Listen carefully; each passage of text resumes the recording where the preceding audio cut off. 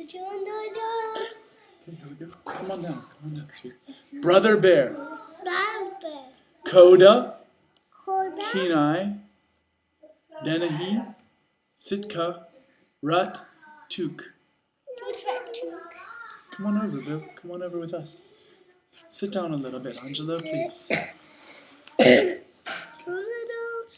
Long ago, there lived 3 brothers who were taught that the lights of the northern sky were the spirits of their ancestors. The spirits had the power to make changes, small things into big winter, into spring, and boys into men. One day, the villagers gathered for a special ceremony. Tanana, the shaman woman, presented Kenai, the youngest of the 3 brothers, with his totem, an animal symbol he was going to follow. Your totem is love. Let love guide your actions, and one day you'll place your mark next to those of our ancestors. The bear of love?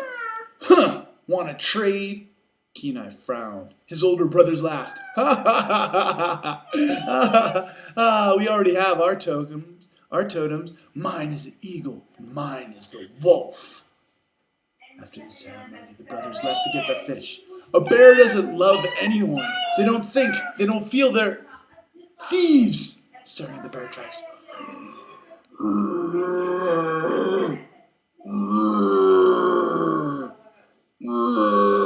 Kenai followed the tracks to the woods in the basket. When Kenai didn't return, Sitka and Dennehy went after him. It wasn't long before they heard Kenai cry out, "Help!" He had slipped off of a ledge, trying to escape from a bear. Quickly, Dennehy distracted the bear while Sitka helped Kenai. But then Dennehy slipped into a dangerous crevice. While Kenai helped him, Sitka faced the bear. Suddenly, the bear turned and headed for Kenai and Dennehy. To save his brothers, Sitka raised his spear and thrust it down into a crack in the ice. The ice split, and the piece on which Sitka and the bear were standing plunged into the freezing river below.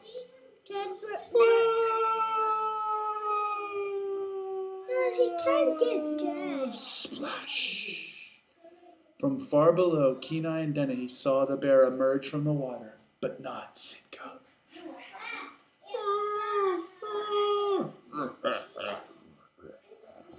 The oldest brother would join the great spirits, the eagle. Dennehy felt sad, but Kenai was angry. Make an angry face. The next day, Kenai was determined to go after the bear that caused Sitka's death. But Dennehy would not go with him. Angry, Kenai threw his bear totem into a fire and left the village. Tanana pulled the totem from the fire. "I've got to go after him," Dennehy said, taking the bear totem. Kenai tracked and eventually found the bear.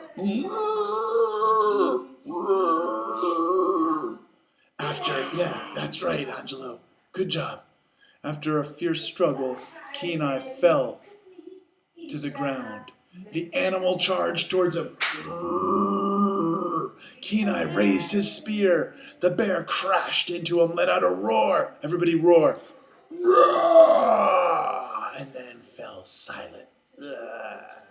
Suddenly, lights burst down from the sky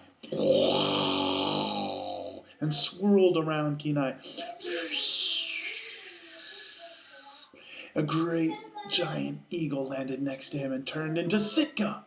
Then Kenai felt himself being lifted into the air. He didn't realize he was being magically transformed into the creature he hated most, a bear. The lights disappeared and it began to rain. Suddenly, Dennehy arrived and he saw a grizzly bear standing in Kenai's clothes. Dennehy didn't know Kenai was now a bear. So he thought that the bear killed Kenai. "You killed my brother!" Before he could react, a bolt of lightning sent the bear tumbling into the river below. Kenai was swept away. Whoa, whoa, whoa! Now it was Dennehy's turn to want revenge. He tied Kenai's bear totem to his spear and began to track the bear. "I will kill you, bear! I will kill you!" When Kenai opened his eyes the next morning, Tanana was leaning over him.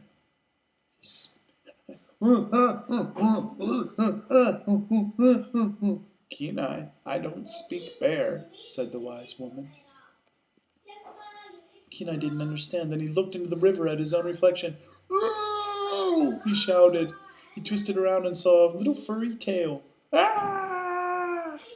To get Kenai's attention, Tanana took off her boot and bonked him on the head with it. "Listen to me! Sitka did this. Take it up with your brother's spirit. If you want to change, go to the mountain where the lights touch the earth. He'll help you make up for what you've done wrong." Kenai was shocked. But I didn't do anything wrong."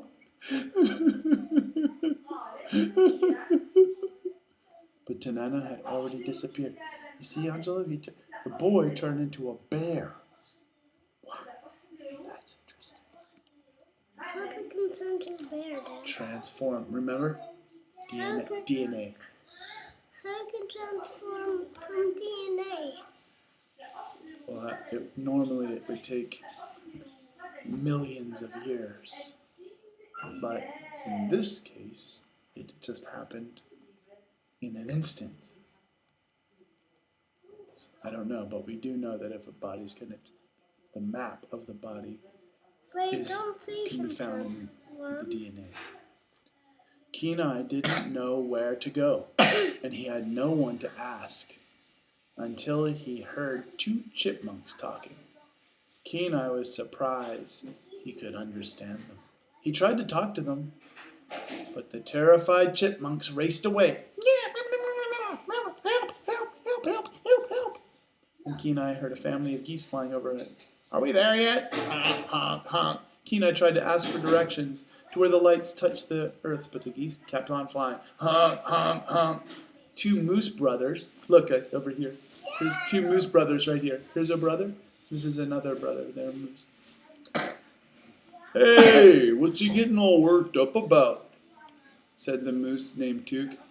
"Maybe the geese pooped on him, eh?" said Root, laughing.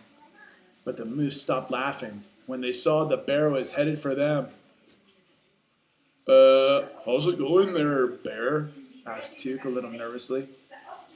"I'm not a bear. I hate bears," answered Kenai. "Well, gee, you're one big beaver," said Rut. "I'm not a beaver, I'm a bear. I'm not a bear, I'm a man. I was transformed into a bear, magically." The moose thought Kenai was crazy and decided to play along. "Oh, yeah, we're not moose either, we're squirrels," Took offered. "Why am I even talking to a couple of dumb moose?" Kenai wondered as he stomped off. Almost immediately, Kenai's foot was caught in a trap. He swung in the air from one leg, trying to get free. A bear cub named Coda stepped out of the bushes and offered to help Kenai, but Kenai didn't want a bear's help, especially a chatty little one like Coda. Kenai tried to free himself, but it was no use. Coda just wouldn't leave. "Don't you have somewhere to go? Come on, leave me alone. Go away." "Yeah, the salmon run. How about this? I get you down, then we go together." Kenai was so exhausted he agreed to go to Salmon Run if Coda would free him, and with that, Coda sprang the trap and Kenai crashed to the ground. Just then, Coda sniffed the air. He could smell an approaching hunter. "Run!" he cried as he scampered off. The hunter was Dennehy. Kenai cried, Dennehy, it's me, Kenai." But all Dennehy heard was this. To Dennehy, this was the bear that killed Kenai. He threw his spear, but missed. Kenai realized that Dennehy was hunting him and ran away. Kenai ducked into the same ice cave where Coda was hiding. Kenai told the little bear he wasn't going to go to the Salmon Run, so Coda told Kenai the truth. A hunter caused him and his mother to be separated. Koda's only hope of finding her was to go to the salmon run. Still, Kenai refused to go. Come on, please. Every night we watch the lights touch the mountain, pleaded Koda. You're kidding me? Said Kenai. That was the place where he could be changed back into a man. Okay, I'll go with you, little cub. The next morning, the two bears set out. At first, Kenai was annoyed by Koda's constant chatter and silly games. But after a while, Kenai joined in and even had some fun. Once again, Rut and Tuk appeared. Hey, there's a hunter following us, Rut explained. The two moose wanted the bears to protect them. Kenai knew the hunter was Dennehy, and he had a plan to keep Dennehy from following their tracks. The group, along with some other animals, followed a herd of mammoths and hitched a ride on their backs. Woo, come on, let's get away, guys. Let's have some fun. Let's go! Ride on their backs. That night, as they watched the lights of the northern sky, Koda said, Mom says the spirits make magical changes in the world. My brother, Sitka, is a great spirit, explained Kenai. If it wasn't for him, I wouldn't be here. He was killed by a monster. Koda looked up at the lights and said, Thanks, Sitka. If it weren't for you, I never would have met Kenai. Then Koda said to Kenai, I always wanted a brother. He let the little cub sleep next to him. The next morning, the two bears headed off by themselves. They came to a cave covered with paintings. As they looked at one of the paintings of a hunter facing a fierce bear, Koda said, Those monsters are really scary, especially with those sticks. Kenai was shocked to learn Koda saw humans as monsters. Kenai thought bears were the monsters, but now Kenai wasn't sure what he believed. Later, the two bears came to the valley with spurting geysers. Koda remembered that the salmon run was just on the other side. As they made their way through the valley, the little bear was just as playful as ever, but suddenly Koda stopped playing. What? The spear just missed Kenai by inches. Dennehy had found them. I'll kill you, bears! Kenai grabbed Koda and rushed towards a log bridge. They were halfway across the bridge when Dennehy cut the log loose. Kenai tossed Koda up to the safe ground, then scrambled to safety just as the bridge collapsed. Dennehy screamed in rage, You bears, I'm gonna kill you! But they got away. When Kenai looked back, he felt very sad that his brother didn't know him. Before long, Kenai and Koda reached the salmon run. At first, Kenai was scared to be among the huge bears, but they were friendly and welcomed him as part of the family. A while later, Kenai was learning to fish just like the other bears. Although Koda was sad to learn his mother wasn't there, he was happy to be with his bear pals again. Soon, Kenai and Koda were having fun. Later in the day, the bears gathered around to tell stories of what they had done in the past year. Kenai explained he'd been on the hardest journey of his life with the biggest pain in the neck he'd ever met. What do you expect from a little brother? Kenai added, looking at Koda. Then it was Koda's turn. He told the story of his mother protecting him from some hunters. She and one of the hunters had plunged into the river when the hunter had cracked the ice. Kenai couldn't believe what he was hearing. Koda was telling the story of the day his brother Sitka was killed by a bear. Now he knew it was also the story of a mother bear protecting her cub. She got out of the water okay. That's how we got separated. Right after that, I met Kenai. Hearing this, Kenai realized the bear he had killed was Koda's mother. Kenai felt terrible. Kenai felt so badly that he ran away, but Koda found him. Kenai had to tell the cub the truth. Koda! I have to tell you something, Koda. It's about a monster. What? Your mother's not coming back. Overwhelmed by the news, Koda ran away. I don't want to talk to you anymore. I'm going to go away from you. You're bad. You're bad. You're bad. Having no way to make things better, Kenai began to climb the mountain where the lights touched the earth. After he reached the top, Kenai called for Sitka. A strange figure moved towards Kenai. It was Dennehy, but Dennehy didn't see his brother Kenai. What he saw was a bear who he had sworn revenge on. Dennehy ran at Kenai with his spear. Just then, Koda came charging to protect Kenai.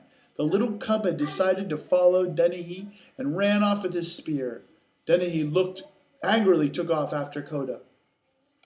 "Leave him alone!" roared Kenai, risking his own life to protect Koda. Suddenly there was a large flash of light. A giant eagle appeared and picked Kenai off the ground. Magical lights began to swirl. Kenai was a human once again. Dennehy was confused and amazed. The bear he had just been trying to kill was his brother. The eagle spirit of Sitka had turned Kenai into a bear to help him learn the gift of love. As a bear, Kenai had just demonstrated a deep love for Koda. He was willing to give his own life to protect him. Awestruck, Kenai looked down at his human body. As Sitka, yeah. Let me touch your human hands. Wow. To the rescue. And Sitka changed from an eagle to a spirit form.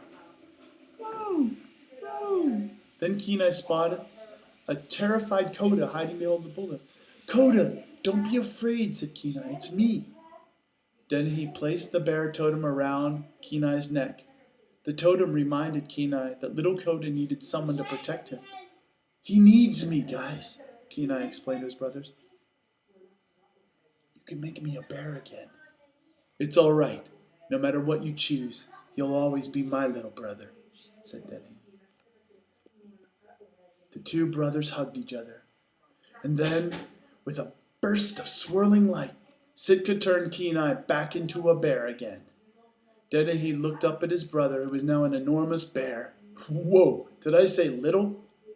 Then Kenai, Dennehy, and Koda watched the sky as Sitka turned into an eagle and flew back into the magical lights to join the great spirits. It was time for another ceremony in the village. It was Kenai's turn to put his mark on the ceremonial wall to prove he had learned the way of his totem and was now an adult. With Koda and the villagers watching, Dennehy helped Kenai place his paw print on the wall among the handprints of his ancestors. See, he stayed a bear. He didn't change back. The paw print would help future generations remember. I always want to be a bear. So he could stay with Koda and they could be brothers. And he could take care of him. Remember this, you can always remember this story of love and brothers, okay? Okay. The end, sweetheart.